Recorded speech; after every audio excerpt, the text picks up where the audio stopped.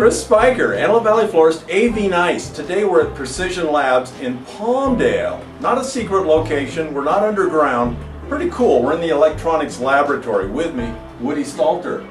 Lead technician with Precision Labs. Today we're going to be calibrating a dozen of red roses of Mr. Spiker's, from Mr. Spiker's company. Wow, I'm looking, and also Austin is the guy that's going to do all the tests, so I'm pretty excited. And so, let's get to work.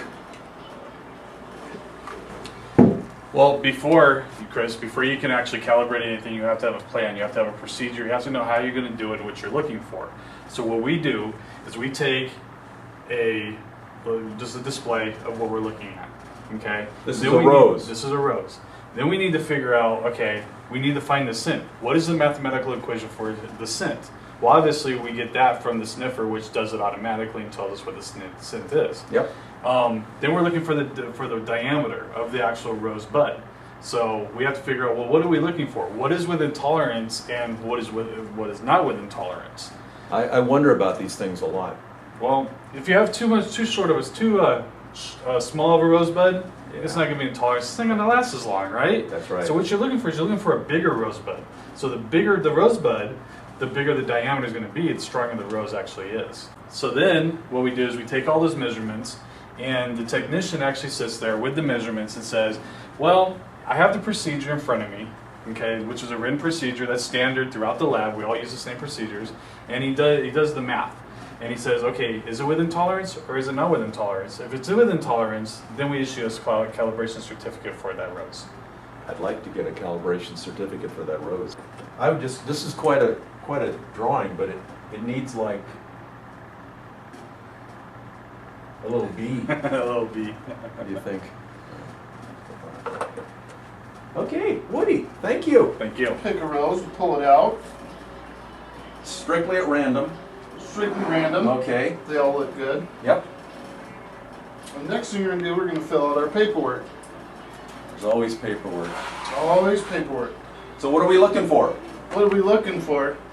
We're going to check the rose for freshness, how it smells, features, how it looks, how green it is.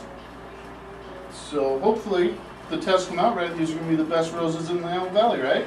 That's what I'm counting on. Alrighty, so we got our information now, we got our manufacturer, our model, and our type. So now we're going to do is the first test. First test, what we're going to do is we're going to use this thing, call it the sniffer, and it's going to tell us just how pretty this rose smells. Okay, so people think roses smell great, so we're going to find out. Look at that, 100% out of 100%. That's one good Totally rose. unbiased, unrehearsed, it's just amazing. So we're going to write that down. Am I going to have a copy of this report for my Yes, you are. wall at the office next? What we're going to do next is we're going to use this dial caliper here, and we're going to measure the diameter of the stem and the thickness of a rose petal. Make sure it's nice and strong and sturdy, that it's not going to break if you decide to wing it around or anything. So This is going to look great on the wall. I'm going to frame it. So we'll measure 3 spots. We'll do up top, we'll do the middle and the bottom. Okay. Let's see what we get here. So we got 3/100 of an inch, which is really good. That's really strong for a stem, so that's good. And do you guys do a lot of roses here? Actually, we do. These are the best roses we've seen so far. Wow. The best in the Antelope Valley? I suspicion that. That's good to know.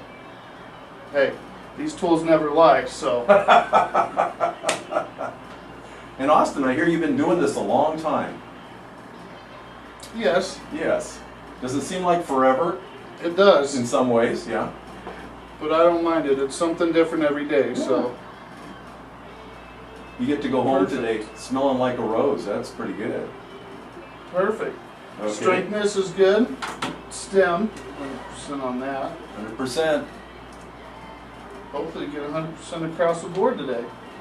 So now we're going to check thickness of the rose petal, and then we'll check the actual diameter of the rose petals themselves, just to see how big and voluptuous they are.